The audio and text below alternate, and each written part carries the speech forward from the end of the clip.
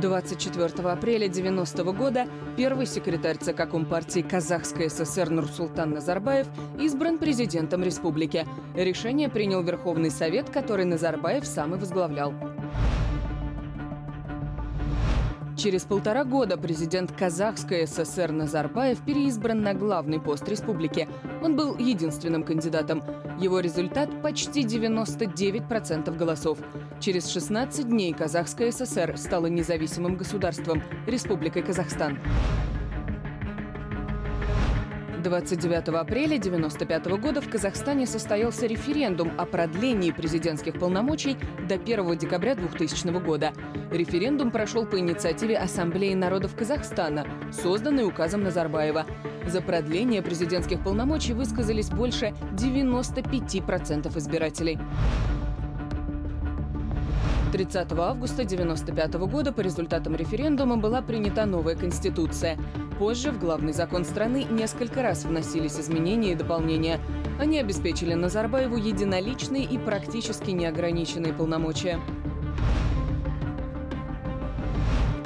10 декабря 1997-го. Официальный перенос столицы из Алматы в Акмалу. Эта идея принадлежит лично Назарбаеву. 6 мая 1998-го Акмалу переименовали в Астану. С этого же года Казахстан начинает отмечать День столицы, который совпадает с днем рождения президента – 6 июля. В январе 1999-го по инициативе депутатов проходят первые внеочередные президентские выборы. Нурсултан Назарбаев вновь стал президентом. На этот раз он получил 79,7% голосов. Во время правления Назарбаева досрочные выборы станут традицией. 27 июня 2000-го парламент страны принял закон о первом президенте Казахстана. Назарбаев получает гарантии, которые наделяют его широкими полномочиями, и после ухода менее чем через месяц закон подпишет сам президент.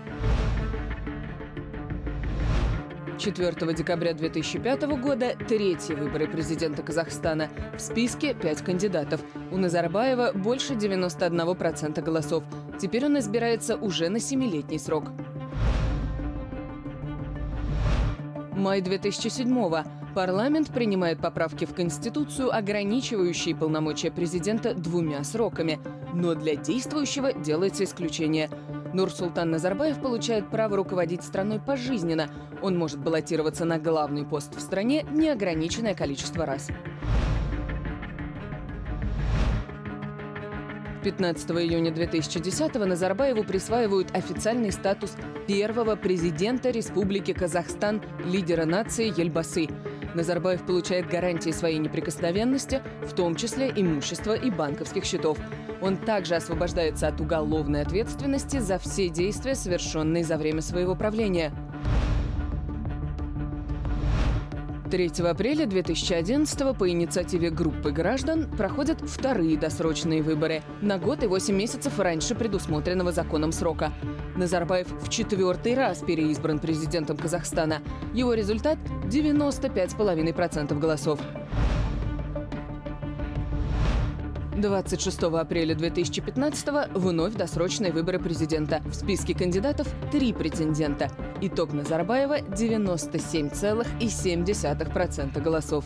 В Казахстане есть университет, интеллектуальные школы, несколько фондов, музеев, парков и историко-культурных центров, носящих имя Назарбаева. По всей республике установлены памятники и бюсты первого президента. В честь Назарбаева переименованы аэропорт Астаны и Центральный проспект в Алматы.